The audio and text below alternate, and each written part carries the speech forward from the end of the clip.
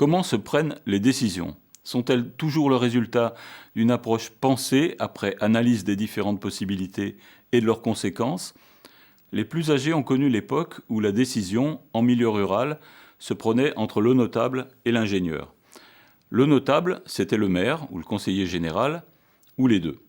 L'ingénieur, c'était celui de la DDE, qui avait alors des subdivisions de partout, ou celui de la DDA.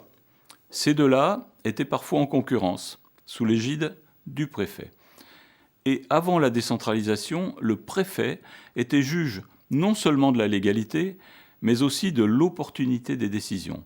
Les communes étaient sous tutelle. Dans une deuxième période, les élus locaux ont obtenu par la loi le pouvoir de décider. La loi de décentralisation de 1982 a mis presque 10 ans à entrer dans les mœurs. Depuis, les élus locaux préparent leurs décisions avec leurs techniciens, puis ils décident, de façon souvent solitaire, car la loi leur a donné un très large pouvoir.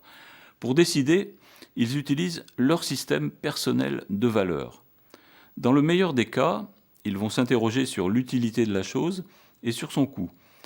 Mais les questions qu'ils ont à traiter aujourd'hui sont bien plus complexes qu'autrefois, et ils sont amenés à enrichir à la fois leur méthode d'élaboration de la décision et leur système de valeurs. En ce qui concerne le système de valeurs de l'élu, de nouvelles questions sont apparues qui peuvent maintenant impacter sa décision. Aux questions classiques « quel besoin je sers et combien ça coûte ?», on peut ajouter « est-ce que c'est bon pour l'emploi ? Est-ce que ça renforce les solidarités ? Est-ce que c'est positif pour l'environnement ?» En ce qui concerne la méthode d'élaboration, il faut aujourd'hui penser la relation non pas en binaire, mais en triangle. Le binaire, c'est un élu qui construit un projet dans son coin avec un expert, puis affronte ensuite la population avec son projet. Et la population qui utilise des contre-experts pour faire valoir ses avis.